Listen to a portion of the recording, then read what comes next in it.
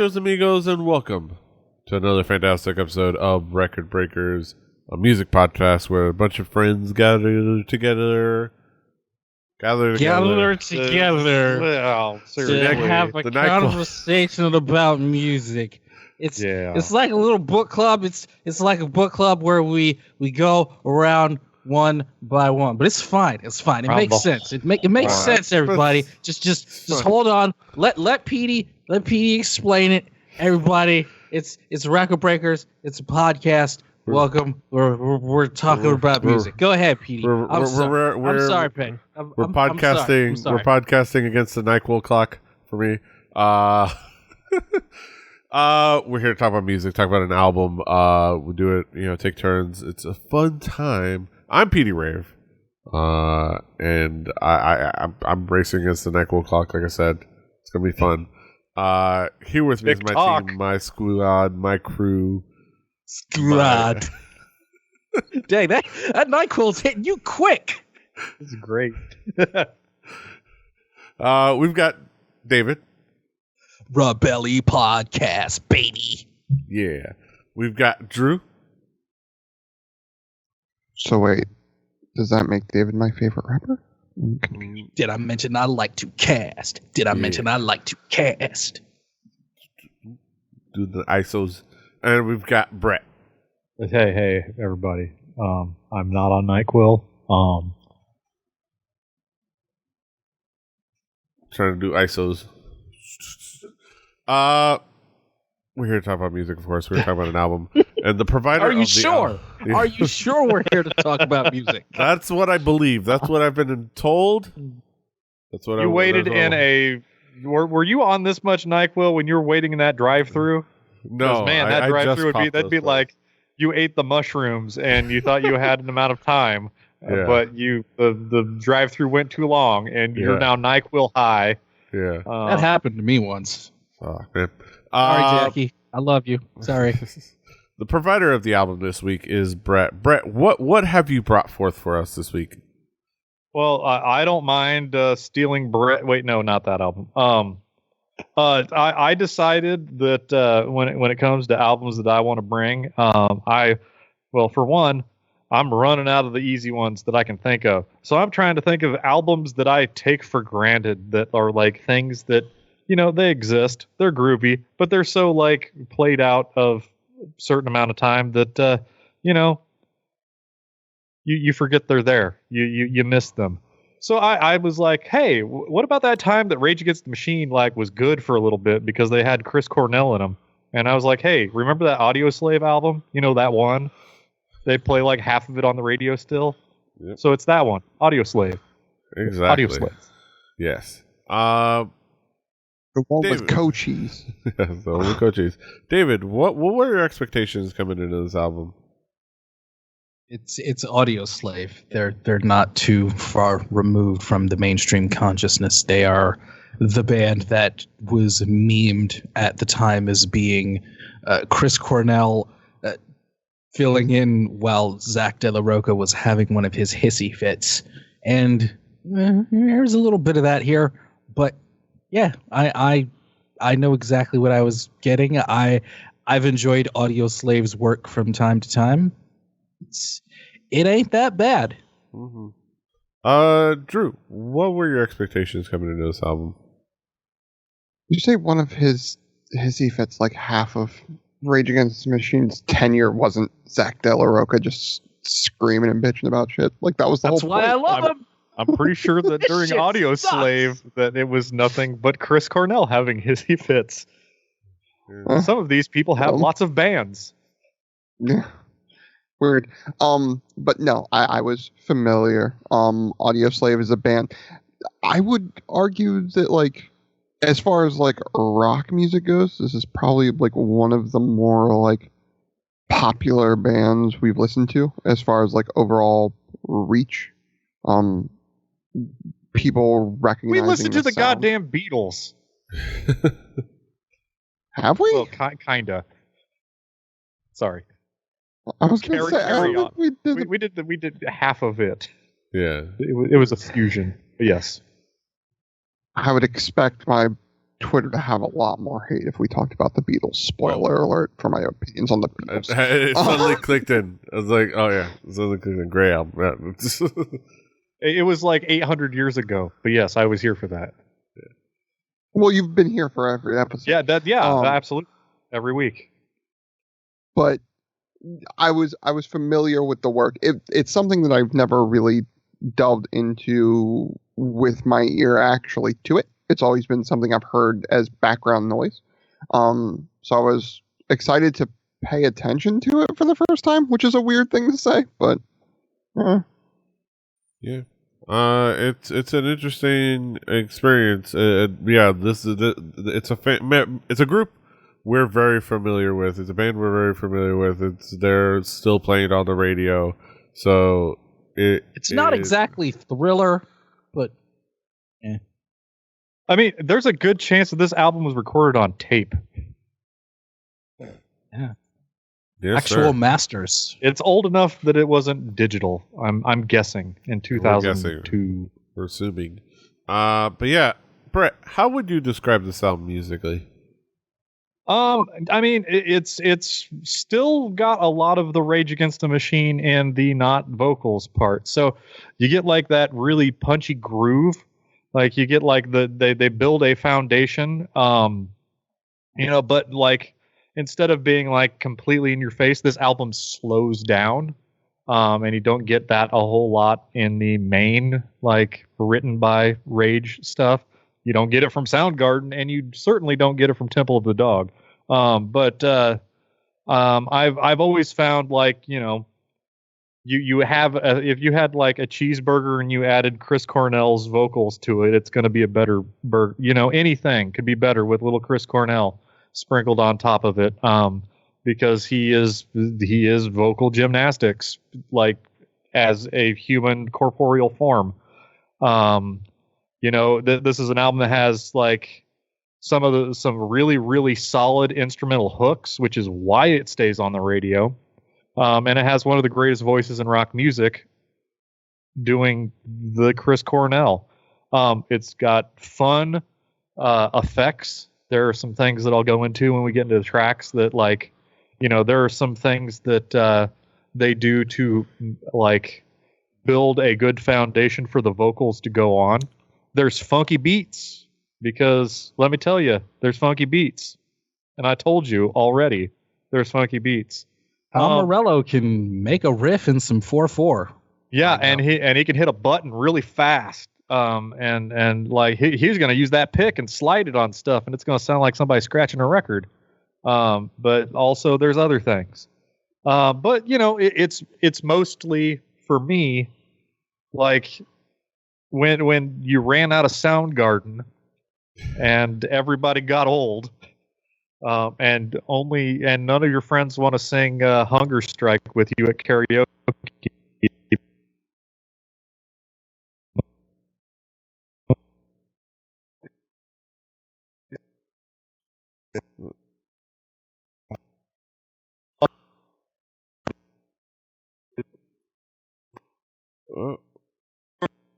Oh man, it's doing the thing again.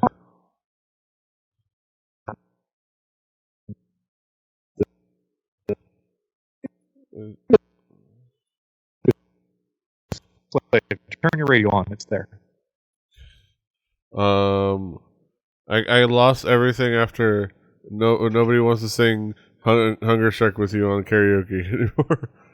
Oh no! I should be recording locally. I'm hungry. Because there was some really good performance by one David Majors. Yeah, it just lost. It just like went.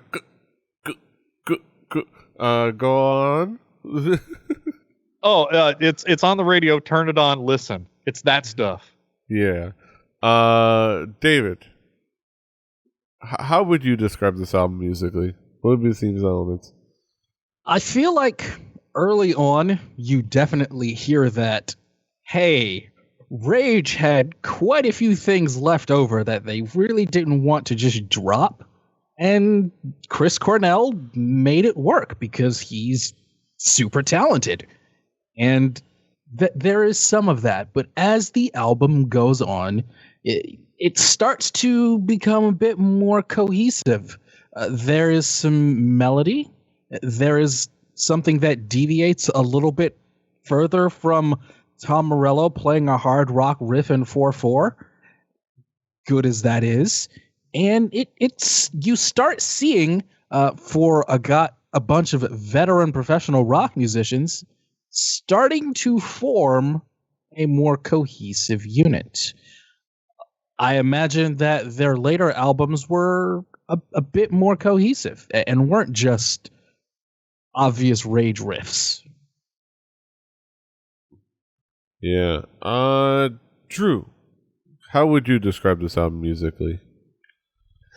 Well, the weird thing is that, yes, there are a lot of things where you definitely see some of the pieces of where this group came from, as far as like the band pretty much being Rage Against the Machine, right?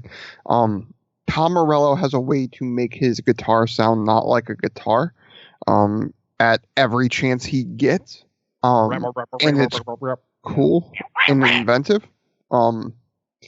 It's something that's weird and inventive and really cool.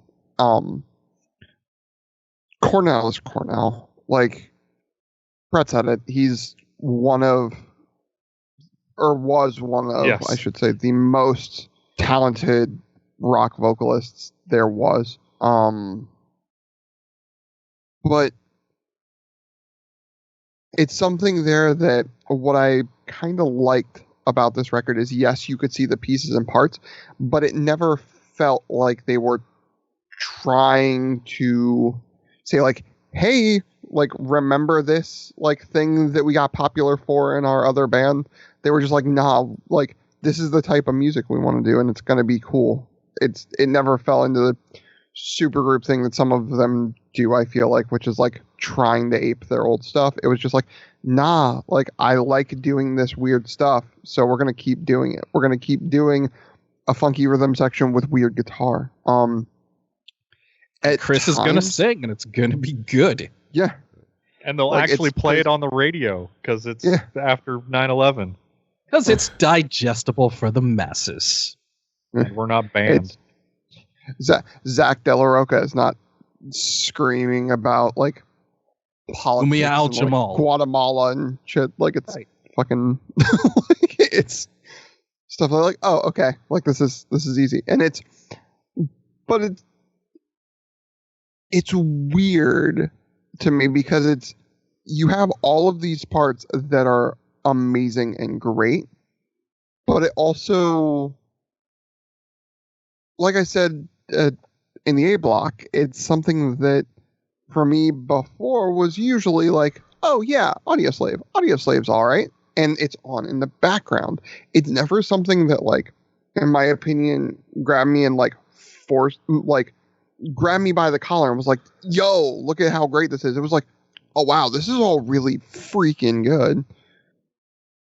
But it's almost like being a super group numbed me to the fact that, like, it is that good, because it's like, no, I expect a lot of mealy me's and I expect really good rhythm and I expect Cornell to be Cornell. Like, I expect it. So therefore it wasn't surprising that, yeah, no, it's good.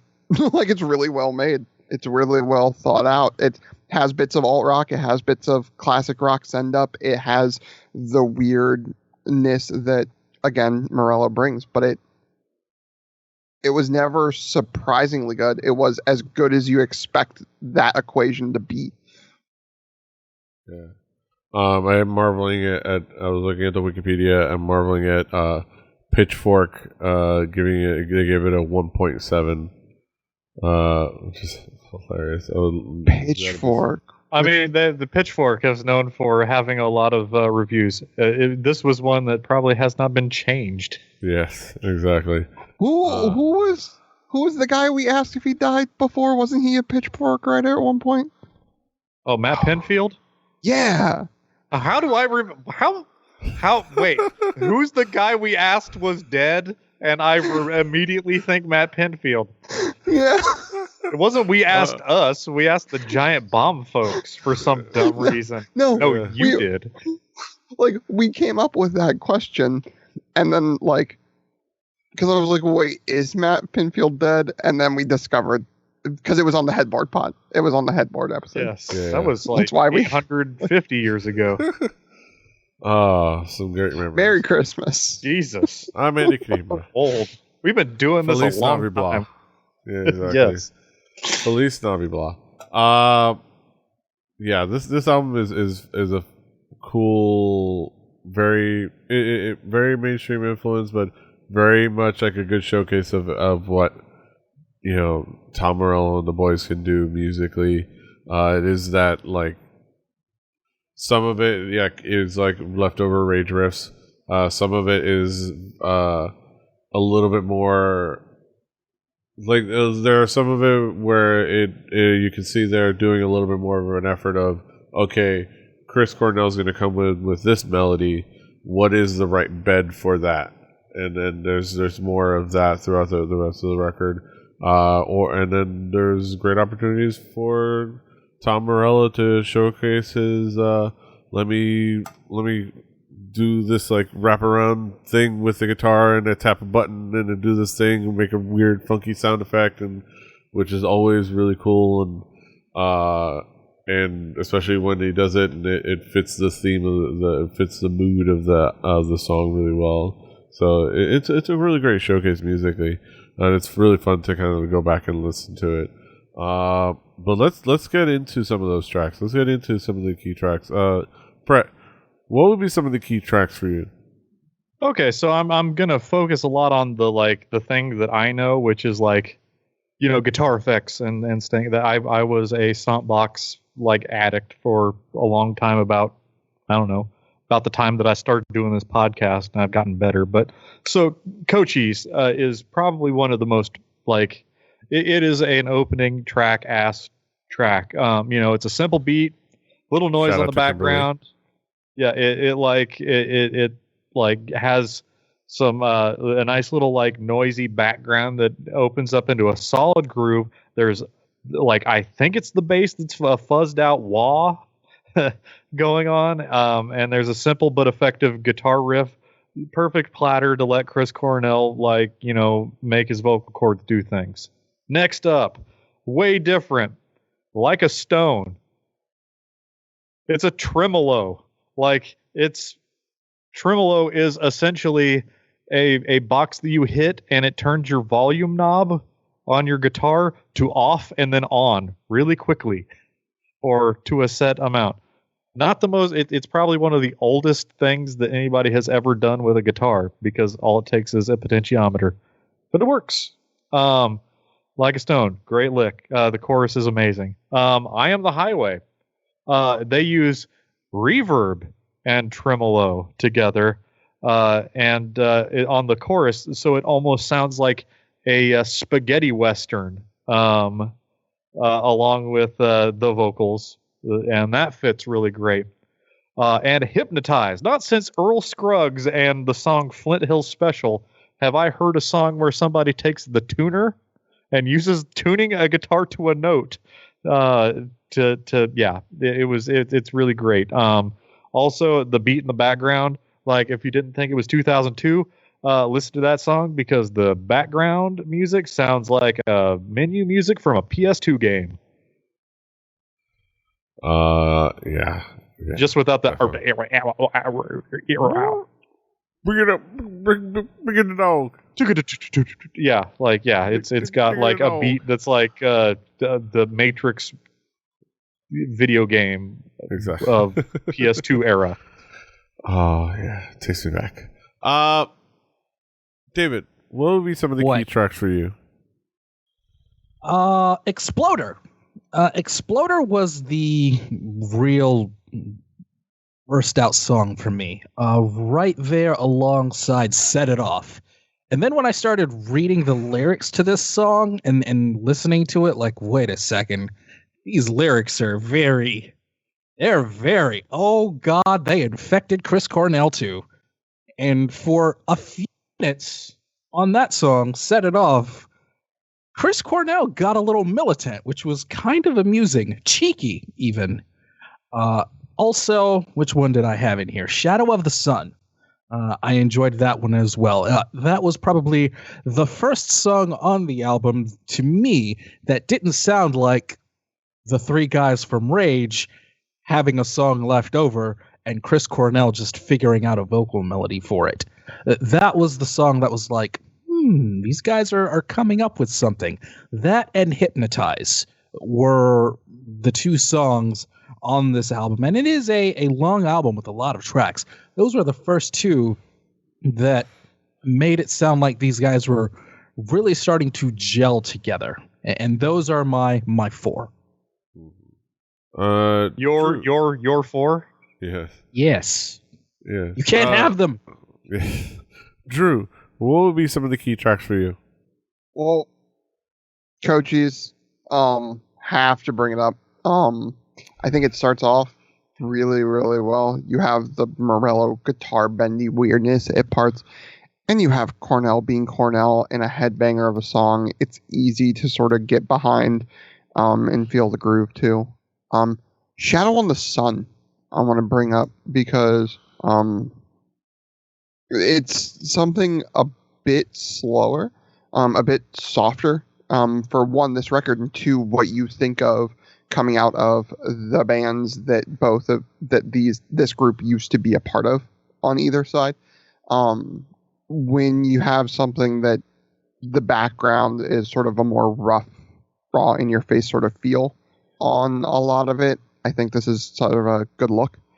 But then Like a Stone, Like a Stone was the one that like I remember hearing on the radio first for some reason. I know it wasn't the first, but it was the first one I remember hearing and really thinking about like, oh, okay, like this is sort of what they're aiming for, I guess. And it made sense to me more than some of it. It has a brooding feel in places that I think is really kind of weird and cool.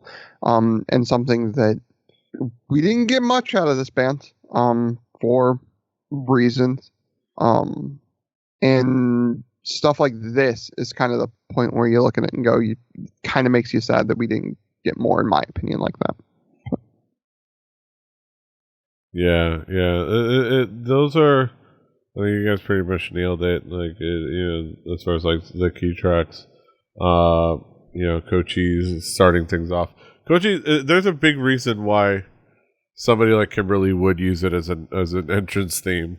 If it wasn't for like the long lead up, it still works. It is still like a great like hype up intro track. It is very much the type of track I would put on as the first song of any of one of my mixed CDs.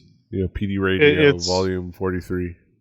Put it right up there with My Name is Kid. Stop.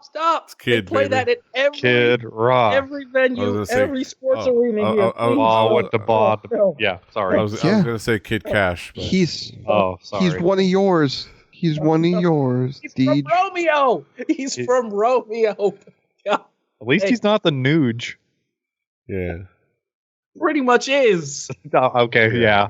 Yeah. He flies a rebel flag, and that's funny because Detroit. The Nuge is crazy, but at least he was he was a better musician. Yeah. Let's be fair. Nuge was nuts, but also a better musician.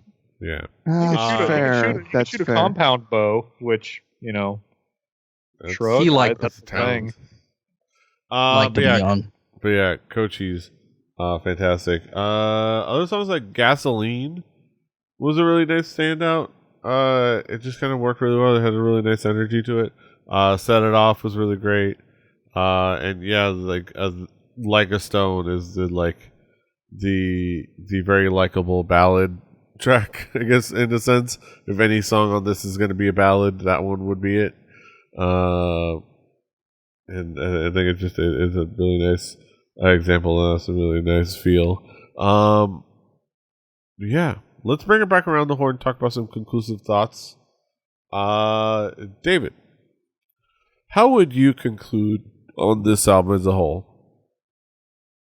This was an excellent rock album. I would say this was excellent. Despite all of the jokes you want to make about how they got together, it ended up showing that these guys were four really talented professional musicians that made something pretty good and pretty enjoyable. So it's actually pretty good. So shut up and enjoy it. It's a pretty good, okay, hard rock record, in my opinion. The songs are good. Chris Cornell sounds great. There are occasionally some pretty interesting lyrics, and the band sounds pretty strong. Occasionally interesting lyrics. Exactly. You've got the Deej seal of approval. Drew, how would you conclude on this album?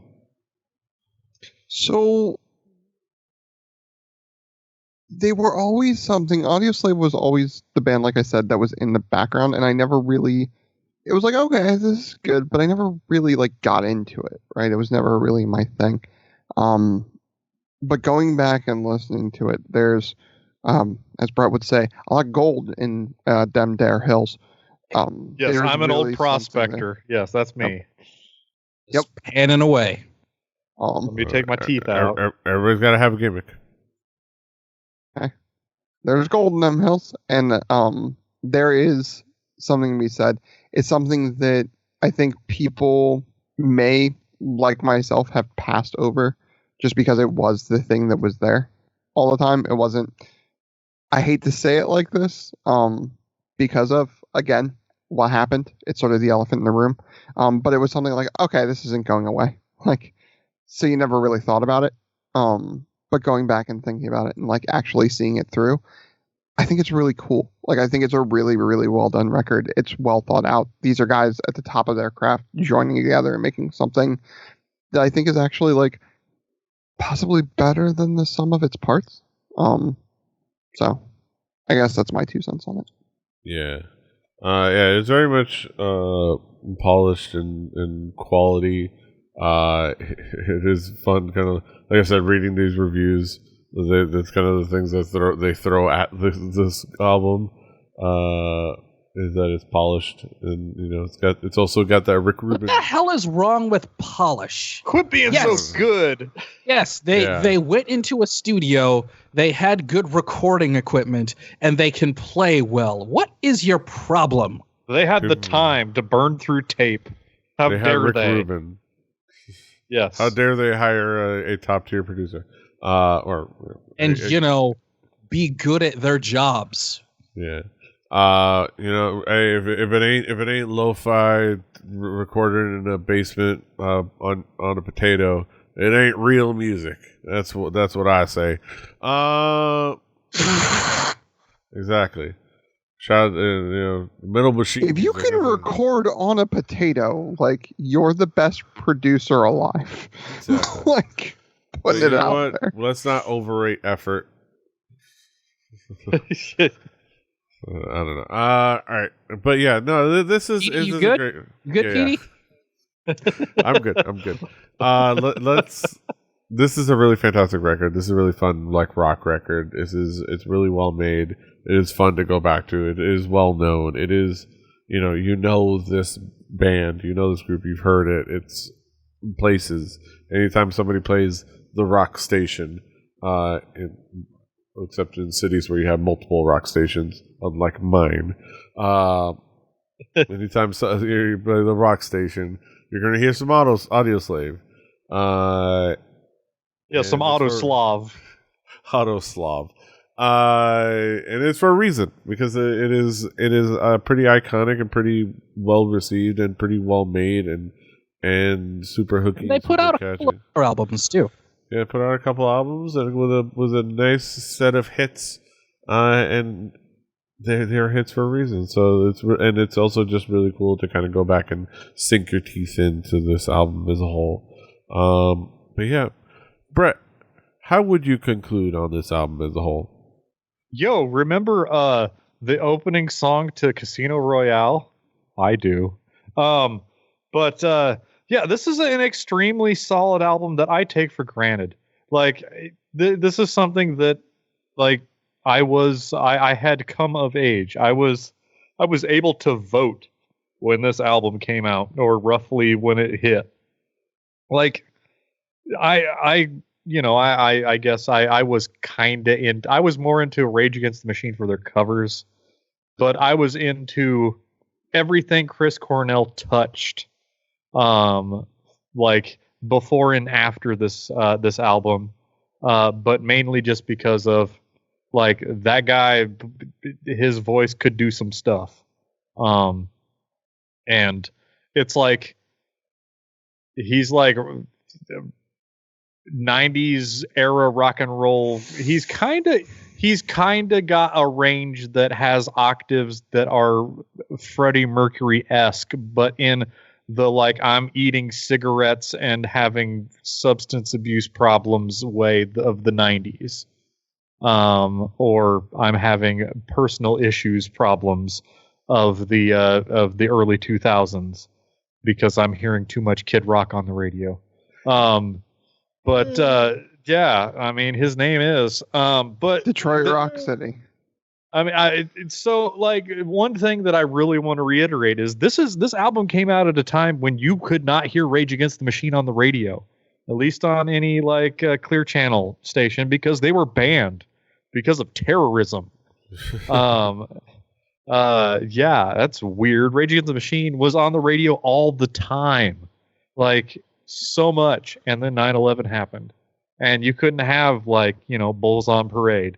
You couldn't have your anything else that they did because I don't remember because that was forever ago. And I remember Guerrilla Radio. I remember. You played remember. Tony Hawk. Thank you very much. I was mad. But like there was a weird time where you're like, there were things that were funky grooves that like I enjoyed about Rage Against the Machine mainly because of the groove. A groove focused album is always groovy. Like you can have a guy playing a kazoo. If you got a groove, it's awesome. Like tip your drummer and your bassist. Yes. Like it's a good time. But this album was like, what if somebody knew how to put like a really good rock and roll groove down, but then you had somebody who could sing. Like they may not get along forever, but they'll make something. And this is what they made first. We're out of Chris. We used up Chris Cornell. We ain't got no more of him, but I'm glad we have this. Yeah. Glad we have something to remember him by. The legend that he is. Yeah. Now we head over into our main event of the evening. We have our haiku reviews, the moment we've all been waiting for, where we sum it all up in butter form. Yeah. Let's get down to it. David, what is your haiku? It's right for the time. Your jokes aren't really funny, and this kind of works. Mm-hmm. Drew, what is your haiku? Band I never dug. A critical look at it. There's positive. Mm-hmm. My haiku. Take a legend's voice with a great veteran band, a true supergroup. And last but not least, Brett, what have you got? What's your haiku? Not much more to say. It's Rage Against the Machine, but so much better. Mm-hmm. Those are our thoughts on Audioslave. Unfortunately, they did not release a song called Audioslave to go full Bad Company. Or Black Sabbath. But, no, they never will. Those are our thoughts on Audioslave. You can, of course, find it on our Spotify playlist. Play Record Breakers, the home game. Do your due diligence and your due diligence. And follow along at home. Do your homework. On the Spotify playlist will be next week's record. Barring anything with guests, and we'll see when it happens because of scheduling stuff, but barring anything with guests, it'll be not my album, my episode. And I know that I teased Baby Metal. I'm putting them on the back burner for a couple of like cycles because there's some things that are on my head a little bit more on the forefront, especially this year. And one particular record that just won't escape me just because of how interesting it is and how interesting of a departure in style it is. It's going to be an artist that we've talked about before. It's going to be one of the early episodes. Let's talk about episodes we did a long time ago. The Clash. No. Glassjaw. No. Oh God. That would be hilarious. Cool Modi. That would be cool. Whoa. I missed that episode. Oh, you were here. That was I. Oh, Yes. wait, yeah. It was Yes. actually, yes. Sorry. I've slept since then. Yes. We're going to be talking about an artist by the name of Lim Kim. She released an album that we talked about many moons ago. She also released a couple of singles after that. Then she disappeared for like 3 years after her contract ran out. Is that allowed? Apparently, the contract it is. was up. Her contract was up. She was gone. She didn't come back till 3 years later. And she get a completely different sound. And we're going to experience that sound. Kind of breaking the rules with an EP, but I think it's worth discussing. It's going to be Lim Kim with Generation. I see what she did there. Yes. It is going to be an interesting record to discuss, without a doubt. It's going to be fascinating. But look forward to that next week. But that is next week. Or not next week. We'll figure it out. It's in the future. Look forward to that. But that'll be then. This is now. You can, of course, find us all over the internet. David is at Call Me DJM. Brett is at HibbityBirbird, HIBBITYBIBBRD. Drew is at XTruciferX. I'm at PD Rave. The show is at 4 Record Breakers. That's the number 4 Record Breakers. RecordBreakersPodcast.com. RecordBreakersPodcast@gmail.com. Rebelli.net for the shows. Rebelli TV on YouTube. Find us everywhere you find podcasts. Apple Podcasts, Google Podcasts, Spotify, SoundCloud. Everywhere. Like, share, subscribe, do all the things. Until next time, hasta los huevos. Toodaloo. I liked Rage Against the Machine only slightly less than anything Chris Cornell put out. I take that right here.